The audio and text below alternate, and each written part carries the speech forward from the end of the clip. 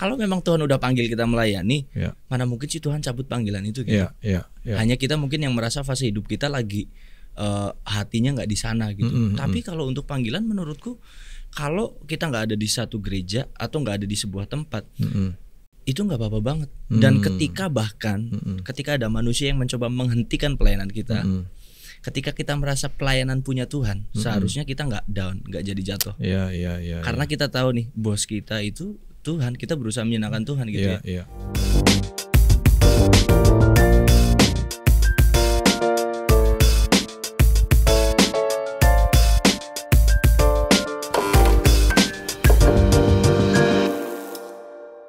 Halo semuanya, Nikos Coffee Table kembali lagi untuk menemani sore Anda.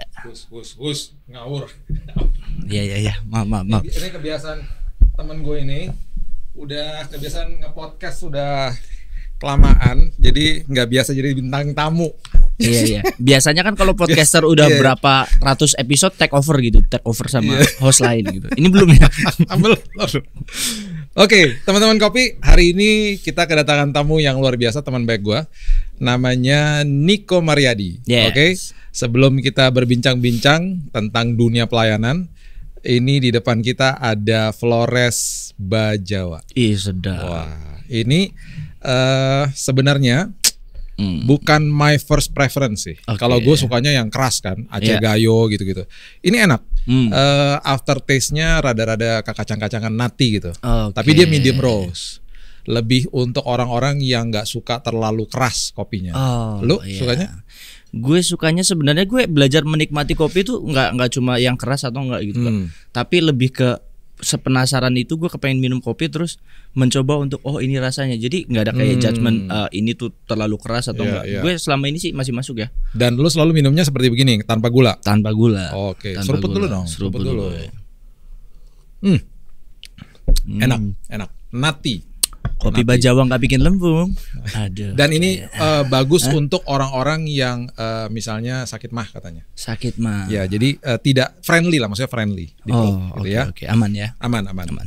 Gini, Niko, hari ini kita mau membahas tentang dunia pelayanan. Niko ini sebenarnya gua kenal itu tadinya waktu pertama kali kenal ya, dia adalah worship leader, masih worship leader, tapi dia adalah worship leader dari sebuah gereja yang cukup besar di Jakarta. Dan karena gue lihat pelayanan dia luar biasa, gue sering pakai dia nih. Kalau lagi ada acara ibadah segala macam, gue suka bersandingan dengan dia. Iya kan? Betul. Karena biasanya gini loh, hamba Tuhan kalau lagi khotbah gitu ya. Kalau udah worship leadernya enak gitu, khotbahnya makin mudah gitu loh. Biasanya. Bener gak? Iya, betul. Jadi ini pembuka jalan deh sebenarnya. Karena jemaat waktu datang kan pikiran di mana-mana tuh harus disatukan nama worship leader gitu. Jadi waktu pembicaraan naik tuh udah enak, udah enak gitu suasananya gitu. Jadi makanya gue suka ngundang dia gitu ya. Nah, sekarang dalam dunia pelayanan ini, lo kan berkhotbah juga, lo pelayanan juga bagi anak-anak muda, bahkan diundang-undang juga nih keluar kota dan segala macam. Bagi lo tuh definisi pelayanan tuh apa sih? Definisi pelayanan. By the way, dari tadi gue tuh agak berpikir gue sering jadi hostnya Kabilin. Sekarang hari ini kebalik. Kalau pelayanan ya Kak, kalau dulu ya gue pikir pelayanan itu hanya satu berkutat, misalkan satu bidang gitu. Misalkan gue sebagai WL. Gue pelayanannya udah bentuknya tuh WL, nyanyi walaupun ibadah kedukaan, ibadah pemberkatan nikah, ibadah raya, ibadah doa, inilah itulah. Itu bentuk pelayanan gue. Tapi terus terang sekarang berubah gitu. Enggak berkurang esensinya, tapi bertambah. Jadi apapun yang gue buat dengan motivasi menyenangkan Tuhan, itu adalah sebuah pelayanan dan itu penyembahan gue gitu. Wah, itu. Jadi nggak cuma harinya, nggak cuma waktunya gitu. Iya. Itu dia yang kita lagi mau edukasi semua yang nonton ya. Karena gua sedih ketika ada sebuah momen di mana ada anak muda datang ke gua sama Gaby, sama istri gua. Bilang gini, "Kak, aku sedih banget." "Kenapa?" katanya. Terus dia bilang, "Iya, katanya kakak rohani aku di gereja. Kalau aku nggak pelayanan di dalam gereja, di ibadah youth, waktu itu dia di youth ya, berarti aku nih kurang rohani gitu. Padahal kan aku lagi sibuk Kak, aku sekarang cuman bisa statusnya sebagai jemaat aja di situ. Kenapa saya tanya, kenapa kamu sibuk gitu? Saya sibuk kerja, saya lagi mulai karir baru, kerja gitu segala macam. I've been there. Ya begitu bersama ya. Nah terus kemudian gue mulai bilang nih, kamu jangan rasa bersalah karena dimanapun kamu berada, kamu melayani Tuhan. Pelayanannya bentuknya beda-beda. Ada yang di dalam gedung gereja, ada yang di luar gedung gereja. Jadi kamu jangan rasa bersalah. Jadi nggak apa-apa ya Kak, ngomong gitu. Ya kalau bisa sok atuh silahkan gitu di dalam gedung gereja. Kalau nggak bisa ya jangan merasa bersalah gitu loh. Maksudnya gitu. Setuju. Bener ya? Biasanya kalau anak-anak muda kan memang sedang belajar, berlatih. Memang keinginannya untuk kemudian berada di zona itu tuh besar gitu Kak. Kepengen terus kemudian dapat jadwal, dapat kepercayaan untuk jadi yang terbaik gitu ya. Tapi seiring berjalannya waktu, gue yakin paradigmanya kemudian akan diubahkan ketika dia juga belajar firman pastinya. Jadi pelayanan ternyata nggak sesempit mimbar gereja. Iya, betul. Gitu. Setuju. Kalau hanya satu bidang karena memang itu panggilannya ya silakan lakukan, dan aku pikir sampai kapanpun kalau itu panggilan ya nggak bakalan lari kemana-mana. Gitu. Jadi yang namanya orang suka bilang, ayo dong kamu harus setiap melayani Tuhan. Nah itu kan definisinya berarti harus diperjelas dong. Setuju. Harus dong setia melayani Tuhan. Oke, setia melayani Tuhan tuh apa gitu? Karena banyak orang berpikir gini, gue setia melayani Tuhan berarti kalau hari Minggu, kalau gue ada jadwal pelayanan di dalam gedung gereja, gue harus datang on time, gue harus begitu. Betul, itu setia betul. Tapi gimana kalau misalnya gue nggak ikutan pelayanan di situ? Karena nggak semua jemaat kan bisa ada kesempatan untuk melayani di hari Minggu kan. Nah itu apa dong definisi setia melayani kalau gue nggak ada di dalam pelayanan di dalam gereja gitu? Ini kalau menurutku gitu ya Kak. Jadi nggak jadi patokan benar atau salah gitu ya. Kalau menurutku yang namanya panggilan melayani itu menurutku seumur hidup sih Kak. Amin. Jadi kalau memang Tuhan udah panggil kita melayani, mana mungkin sih Tuhan cabut panggilan itu gitu. Hanya kita mungkin yang merasa fase hidup kita lagi hatinya nggak di sana gitu. Tapi kalau untuk panggilan menurutku, kalau kita nggak ada di satu gereja atau nggak ada di sebuah tempat, itu nggak apa-apa banget. Dan ketika ketika ada manusia yang mencoba menghentikan pelayanan kita, ketika kita merasa pelayanan punya Tuhan, seharusnya kita nggak down, nggak jadi jatuh. Karena kita tahu nih bos kita itu Tuhan, kita berusaha menyenangkan Tuhan gitu ya. Jadi setia dimanapun harusnya gitu. Cuma bentuknya aja kadang yang berubah kan. Gitu. Ketika kita kepenginnya pelayanan di mana-mana jadi WL, di mana-mana jadi orang yang didengar, itu malah gue tanda tanya menurut gue Kak. Kita lagi nyenengin Tuhan atau diri sendiri? Aduh, ya benar banget tuh, benar banget. Gue punya pemahaman gini loh. Seringkali ada bahasa Inggris yang mengatakan I am employed. Saya dipekerjakan sama siapalah yang jadi majikan kita ya. Ya betul, itu sah-sah saja. Tapi di dalam prinsip kerajaan sorga itu kita sedang deployed. Deployed itu maksudnya lagi dikirim untuk mengkolonisasi bumi, menularkan budaya kerajaan sorga dimanapun kita berada, ya kan?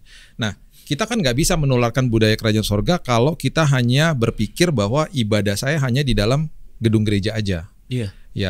Hanya berkutat di dalam gedung gereja di dalam 1,5 jam hari Minggu saja. Itu sebabnya kita harus mempertegas lagi bahwa dimanapun saya berada, apakah saya jadi pilot, apakah saya jadi teller bank gitu ya, dimanapun saya berada, jadi lawyer, jadi dokter, saya lagi ngelayani Tuhan. Setuju. Saya melayani Tuhan dengan profesi saya, memberikan layanan yang sebaik-baiknya sama orang yang datang kepada saya, customer saya, baik itu jasa atau produk. Dan disitulah kesempatan saya jadi terangnya Tuhan, berkhotbah tanpa kata-kata. Bener gak? Menurut lu gimana tuh? Betul. Ya kalau Firman bilang kan, ini susah untuk dihidup ya, lakukan segala sesuatu seperti untuk Tuhan. Itu setengah mati sih Kak. Karena kalau kita ngomong untuk Tuhan, sepertinya rasanya mungkin gampang ya, tapi melayani bahkan orang yang menurut kita nggak layak buat dilayani, nggak tersentuh bahkan sama gereja.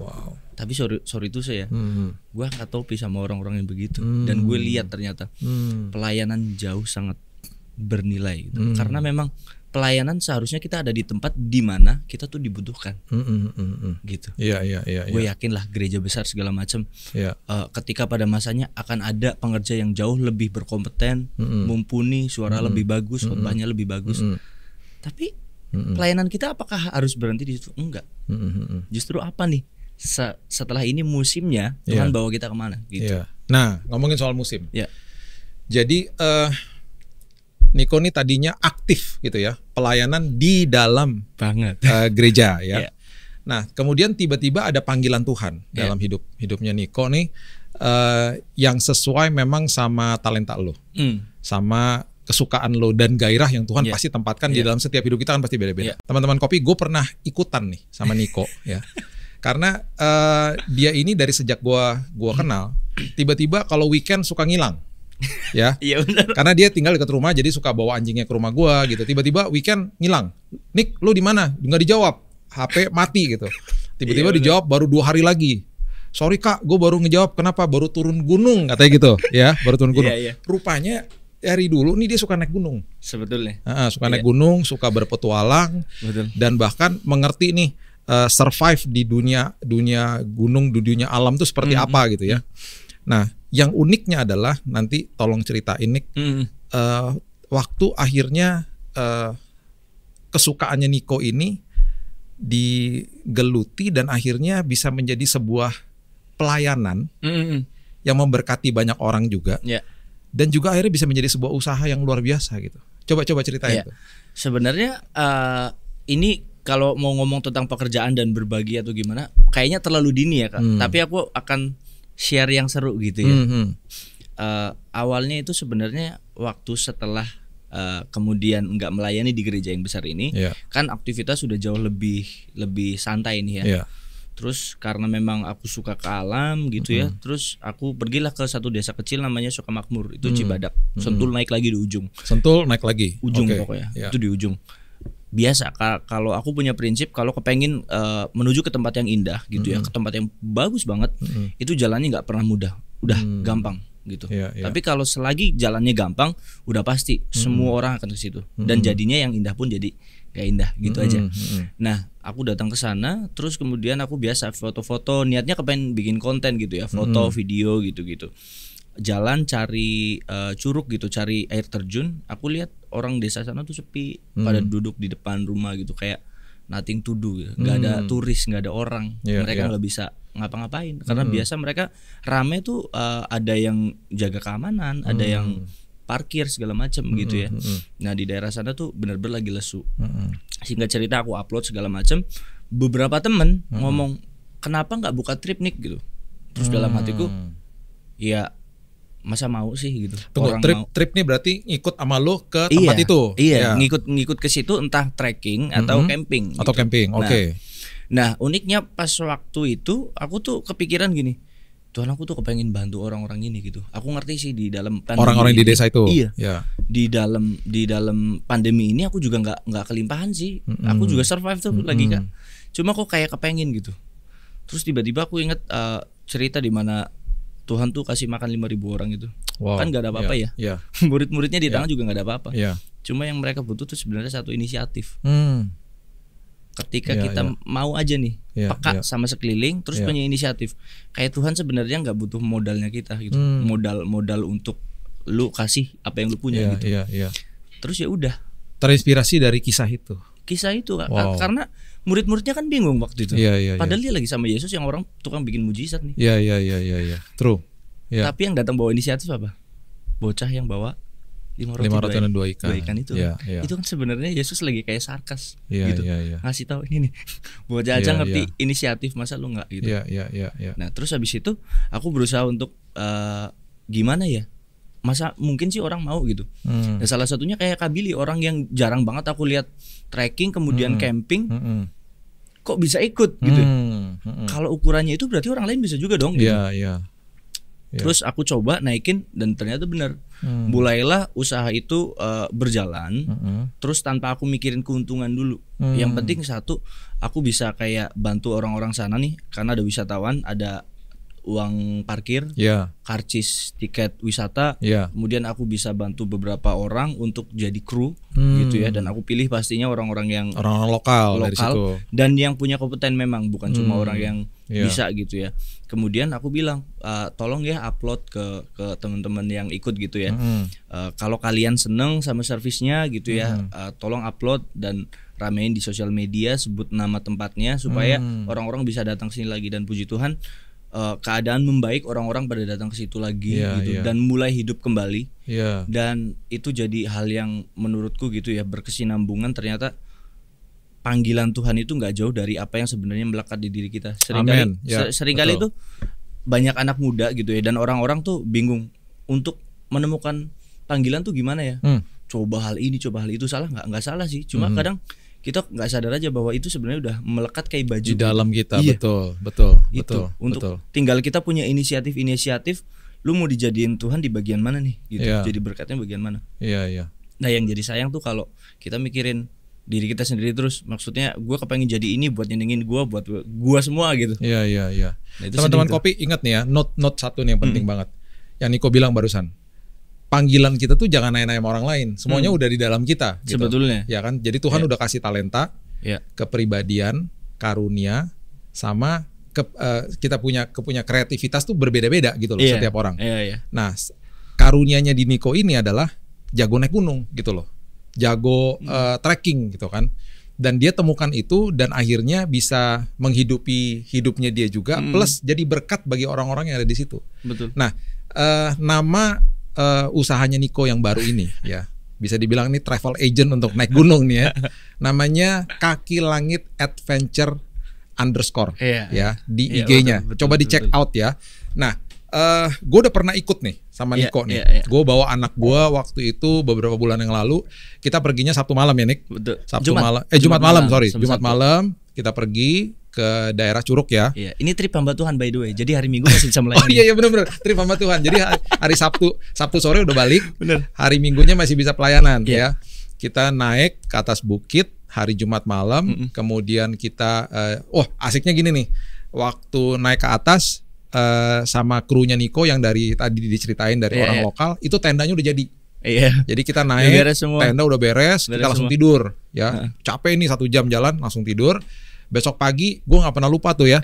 Lo bangun pagi jam-jam 5 udah masakin kita breakfast pagi-pagi, masakin burger lagi. Wow, enak banget.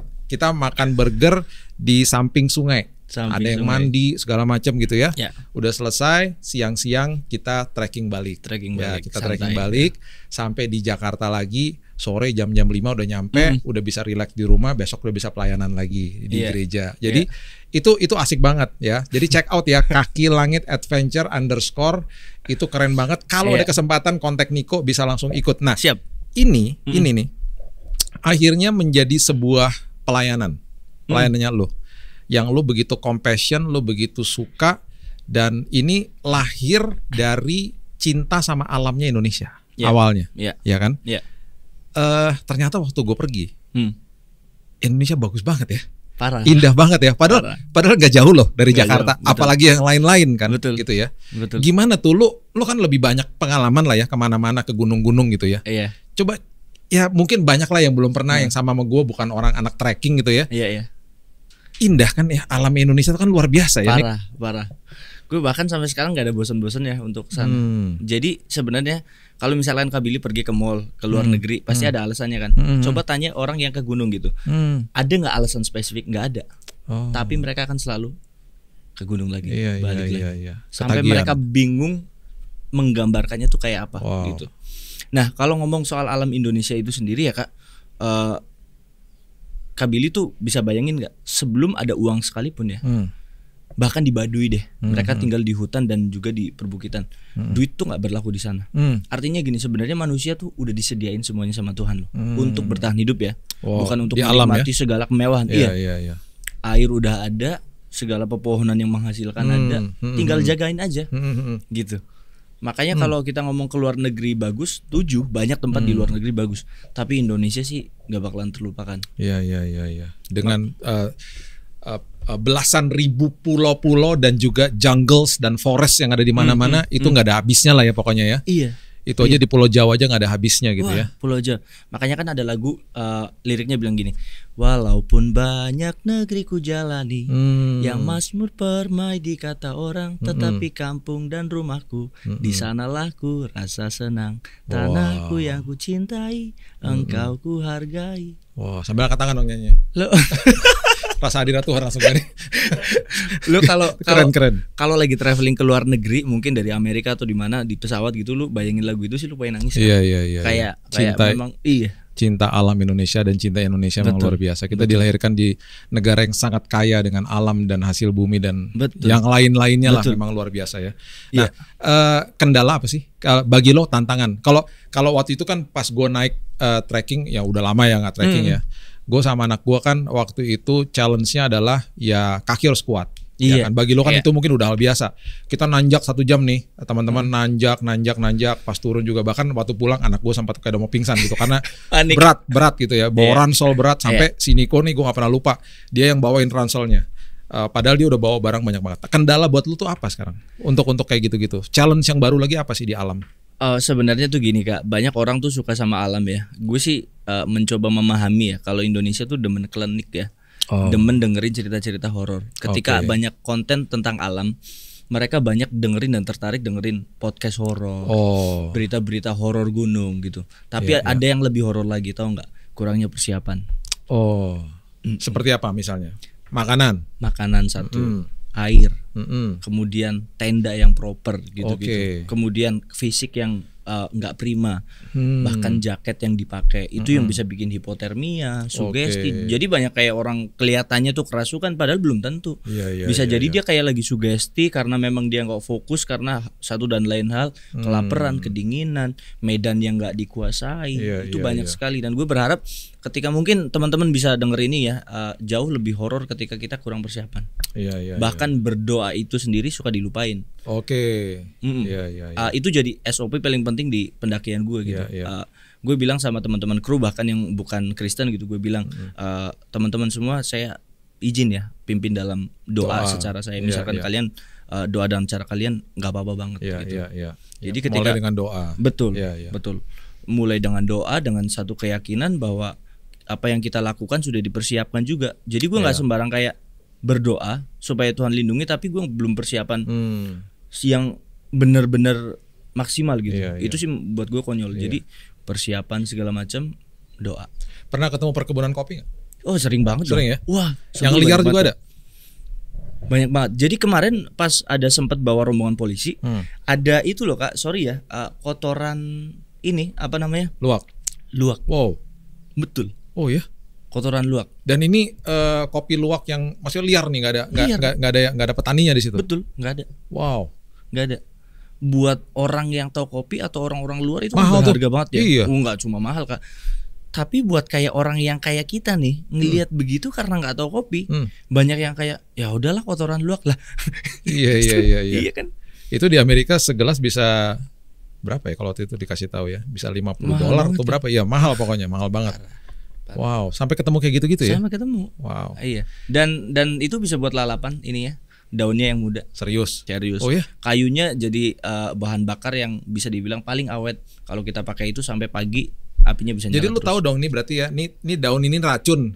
Daun ini yang ini bisa dimakan gitu kan, nggak sembarangan dong. Betul. Ntar kita makan sembarangan, metong di sana, repot juga. Jadi kan memang selain aku tuh punya kayak teman-teman dari Wanadri, kemudian baca buku, ngelihat video, belajar gitu ya Kak. Belajar untuk ngerti gitu. Jadi kayak misalkan yang udah ngerti nih bisa dimakan, tapi yang belum lebih baik dipelajarin dulu gitu. Oke, iya. Jangan sok tahu gitu ya. Mentang-mentang daun lo makan semua. Waduh, tiba-tiba mabok. Pengalaman yang paling menarik selama lo naik gunung. Pengalaman yang nggak pernah dilupakan tuh apa? Waktu gue dislok Kak, tangan kanan tuh. Dislokasi? Iya. Jatuh? Waktu itu bawa itu kan carrier tas gunung yang berat banget lah gitu. Kurang lebih mungkin bisa 30-40an lah kilo gitu. Karena itu isinya perlengkapan. Jadi justru ini tuh waktu aku ngerasa kayak perjalanan udah mau kelar lah gitu ya. Jadi pas naik turun gunung tuh biasa aja. Tapi pas dari kayak satu air terjun terakhir, habis itu treknya tinggal lurus-lurus doang. Justru di situ tuh aku kepleset gitu. Kepleset, terus tangan mau nahan kan. Nahan tasnya yang udah berat banget, nggak ketahan di tangan. Geser lah ini. Jadi pas pertama ngeliat ini aman. Ini kok bentuknya beda ya. Lama-lama nyeri banget gitu kan. Terus gimana tuh? Nyeri banget. Lu nggak kayak Mel Gibson yang lu gituin tuh yang. Sekali iya. Karena adrenalin kan belum langsung berasa, langsung puterin gini kan. Puterin geser langsung. Balik. Udah kan. Jadi aku nggak apa-apa ini. Begitu di tengah jalan, biasanya ya so ide kan, pegang pohon. Ini udah bener nggak ya? balik lagi. Oh ya? Sakit banget, itu di situ sakit banget.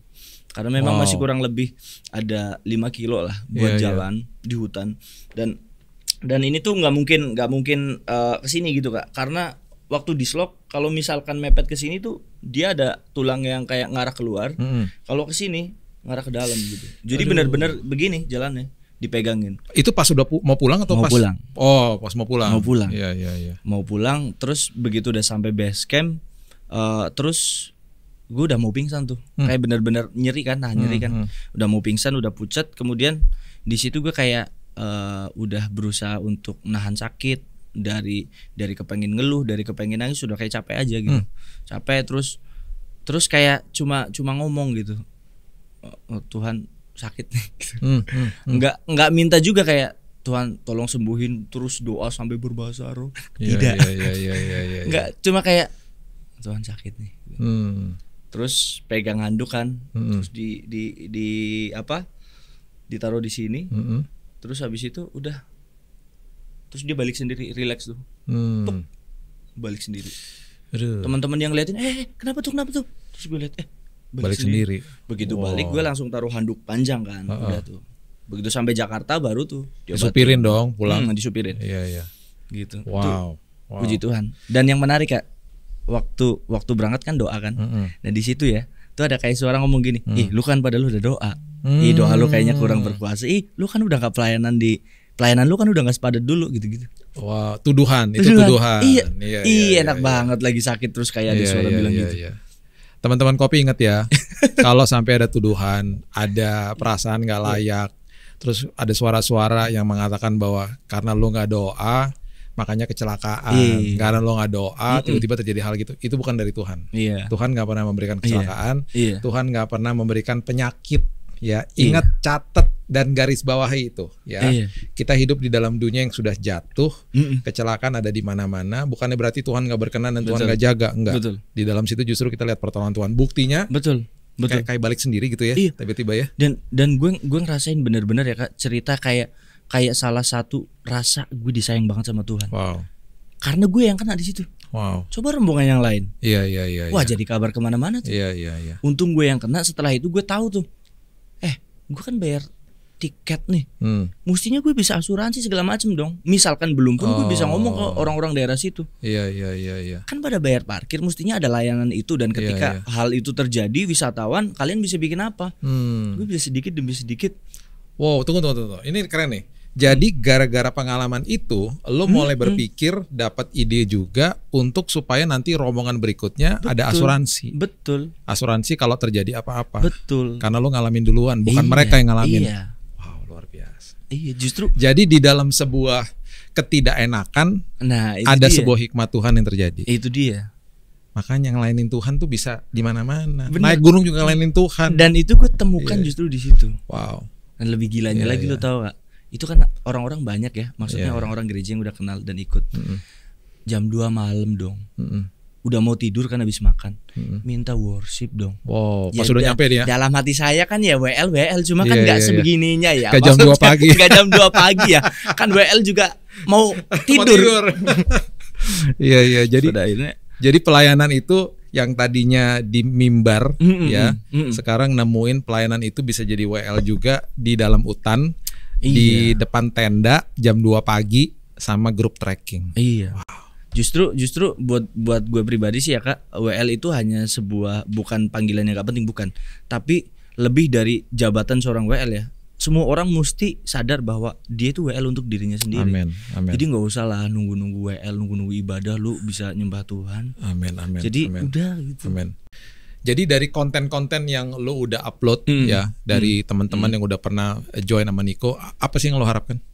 Yang gue harapkan adalah orang-orang bisa menghargai semua yang sudah ada. Gak usah menciptakan hal baru lah, menjaga yang sudah ada supaya bisa dinikmati orang-orang setelah kita, anak cucu kita. Terus kasihlah edukasi gitu. Jangan cuma sesuatu yang mau viral gitu. Edukasi disampaikan dengan cara yang lucu kan juga. Edukasi dari sesuatu yang Tuhan sudah tempatkan dalam hidup lo. Keahlian lo kan nih keahliannya tentang mendaki gunung, adventure gitu ya. Jadi selagi lo bawa mereka naik ke sana, lo juga mengedukasi mereka. Betul. Jalan. Gue ingat banget tuh lo ngajarin cara ngelangkah yang benar gimana, cara megangnya tongkatnya gimana, pakai lampu di sini. Ya. Hal sepele tapi justru itu banyak membantu, ya kan. Terus hati-hati, jangan terlalu ke kanan, jangan terlalu kiri. Selagi lo jalan tuh lo mengedukasi teman-teman yang waktu itu jalan sama kita. Betul. Dan sampai pulang itu anak gue nggak pernah lupa, dia bilang aku belajar hal yang baru banyak banget tentang hal di alam, ya kan. Jadi inilah bentuk pelayanan yang luar biasa, yang tidak dibatasi sama sebuah gedung gereja saja, gitu ya. Jadi kalau menurut lo gimana nih? Jadi untuk masuk ke dalam pengertian yang baru ini, bukan pengertian baru sih, pengertian yang mungkin baru disadari sama banyak orang, bahwa kita bisa melayani Tuhan di mana saja. Kepuasan apa sih yang lo dapat dari ketika ngelihat teman-teman yang ikutan trekking tuh dapat sesuatu yang baru, ya. Kemudian yang tadi lo bilang apalagi bisa worship di situ, gitu ya. Terus kemudian bisa memberdayakan sumber daya manusia yang ada di lokal situ, gitu. Apa sih kepuasan yang lo dapat tuh? Apa yang membuat hati lo tuh satisfy banget, kayak Tuhan ini nih panggilan hidup gue nih. Sebenarnya sederhana sih, Kak. Gue kan baca ya. Pokoknya segala sesuatu yang lo ukur sama orang lain yaitu yang bakalan diukurin balik gitu. Jadi kayak sebagaimana gue ikut tripnya orang, gue kepengen diperlakukan yang baik dong. Gue berusaha untuk menyediakan segala sesuatunya baik, proper gitu. Nah, gini, di dalam hal ini gue selalu menyediakan dan benar-benar mikirin dari cuaca, dari jauh-jauh hari, dari perkiraan orang berapa, kru gue bisa bantu teman-teman yang anak-anak alam ini kan biasanya mereka nggak kantoran ya. Jadi by event aja. Kalau lagi rame ya lagi rame ya banyak duit. Kalau enggak ya benar-benar sepi. Dan gue berharap gue bisa kerja bareng mereka tanpa harus ada embel-embel gue dianggap bos, gue diajak, gue dicap sebagai orang yang cari duitnya gitu. Kemudian mereka ngikutin kerja gue bisa bareng-bareng sama mereka, ngerangkul mereka, dan gue mengedukasi caranya gimana. Biasa orang-orang begini pedenya kurang, gue ajarin. Gue orang-orang yang model ketemu siapa aja, gue ajarin handle tamu tuh gini, belajar nawarin sesuatu, ditawarin terima dulu, bilang makasih, gitu-gitu. Itu esensinya tuh, itu esensinya pelayanannya di situ. Betul. Dan gue rindu gitu ya, orang-orang yang seperti ini tuh kemudian bertumbuh, mungkin bukan dari sekolah ya, tapi dari ilmu yang mereka jalani langsung, ketemu orang baru, tamu baru, belajar, percaya diri.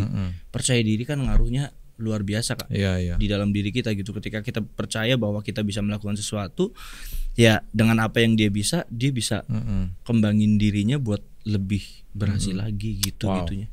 Keren, luar biasa. Apa yang mau sampaikan sama teman-teman kopi kita sebelum kita seruput kita kopi yang terakhir nih? Tentang dunia pelayanan lo nih, panggilan lo setelah lo dibukakan bahwa pelayanan ini ternyata tidak bisa dikurung di dalam gedung gereja saja. Itu apa yang lo mau sampaikan coba? Kalau dari aku buat teman-teman yang di luar sana yang nonton ini gitu ya, mengasihi, melayani Tuhan itu nggak kaku sebenarnya. Sesimpel bagaimana kita belajar mengasihi orang seperti Yesus mengasihi orang lain. Jadi kayak pakem, ukurannya tuh gampang menilai orang Kristen, dia sayang sama Tuhan apa enggak gitu. Lihat bagaimana dia memperlakukan orang lain aja. Betul. Sesimpel itu. Jadi kalau kita masih sibuk dengan agenda urusan kita, pastinya juga waktunya nggak ada untuk kita bisa merangkul orang yang mungkin kita pikir nggak layak kita kasih, tapi loh itu Yesus mau kita turun buat mereka justru. Jadi mengasihi Tuhan, melayani Tuhan, ukurannya bukan gedung gereja yang besar dilihat banyak orang. Bahkan aku sekarang terus terang jauh lebih senang ketika aku belajar mempraktekkan apa yang aku pelajari itu tanpa harus ada kamera, spotlight gitu-gitu, ngobrol. Dan itu kayak aku rasa gitu ya, Tuhan jauh lebih senang gitu. Jadi oke banget lah nggak dilihat orang juga gitu. Teman-teman belajar sesuatu yang baru ya. Kalau misalnya tidak ada kesempatan untuk melayani di dalam gedung gereja, karena nggak semua orang juga dapat kesempatan melayani di dalam gedung gereja di hari Minggu. Nggak usah kecil hati. Apapun yang Tuhan tempatkan dalam hidup kita, dari kreativitas, kepribadian, karunia, talenta itu adalah cikal bakal modal yang Tuhan mau kita lakukan, kembangkan, dan disitulah pelayanan kita. Saya rindu satu hari ketika saya nanya sama orang, kamu pelayanan di mana? Kalau sekarang kan biasanya kamu pelayanan di mana? Dia sebut nama gerejanya. Kamu pelayanan di mana? Saya lawyer, Pak. Kamu pelayanan di mana? Saya teller bank. Kamu pelayanan di mana? Saya OB, Pak. Kamu pelayanan di mana? Saya pilot. Nah, itu dimanapun kita berada, layani Tuhan dengan segenap hati kita. Jadi dampak jadi berkat bagi banyak orang di sekitar kita. Thank you banget Niko. Sama-sama Kak. Jangan lupa kalau misalnya mau ikutan, daftar segera naik gunung sama Niko di IG-nya Kaki Langit Adventure _ ya. Jangan lupa, pokoknya keren banget. Pokoknya pasti akan diberkati dan puas banget naik gunung sama Niko ya. Oke, jangan lupa subscribe, follow, like YouTube Billy's Coffee Table, kemudian IG dan juga TikTok-nya di follow dan kemudian di komen di situ. Dan sampai yang berikutnya, sebelum kita tutup, kita seruput dulu dan always God bless you. God bless you.